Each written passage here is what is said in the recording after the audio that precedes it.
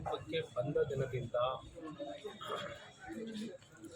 ಜನಸಾಮಾನ್ಯರಿಗೆ ಬೆಲೆ ಏರಿಕೆಯ ತೀವ್ರತರವಾಗಿ ಬಿದ್ದಿದೆ. ರೈತಾಪಿ ವರ್ಗ, ಕೂಲಿ ಕಾರ್ಮಿಕರು, ದಲಿತರು, ಯುವಕರು ಮತ್ತು ವಿದ್ಯಾರ್ಥಿಗಳು ಇವರೆಲ್ಲರೂ ಕೂಡ ಈ ಸರ್ಕಾರದಿಂದ ಪೆಟ್ಟು ತಿಂದರು.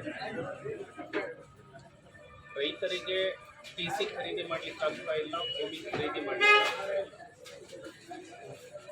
ದಲಿತರಿಗೆ ಒಂದು ಮನೆ ಮಂಜೂರಿಲ್ಲ, ಭೂ ಒಡೆತನ ಇಲ್ಲ,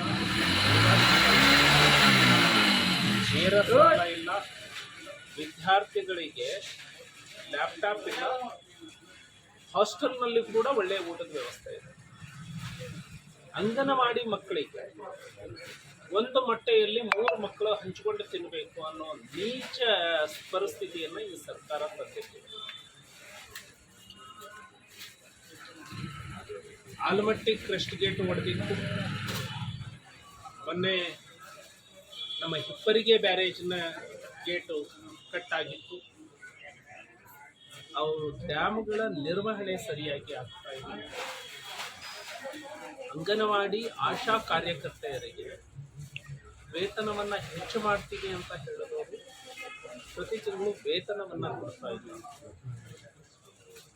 ಪ್ರತಿ ತಿಂಗಳು ಗೃಹಲಕ್ಷ್ಮಿ ಯೋಜನೆಯನ್ನು ಜಾರಿಗೆ ತರ್ತೀವಿ, ಪ್ರತಿ ತಿಂಗಳು ಕೊಡ್ತೀವಿ ಅಂತ ಹೇಳಿದ್ದಾರೆ. 3 ತಿಂಗಳಿಂದ ಬಂದಿಲ್ಲ. ಕಳೆದ ವರ್ಷದ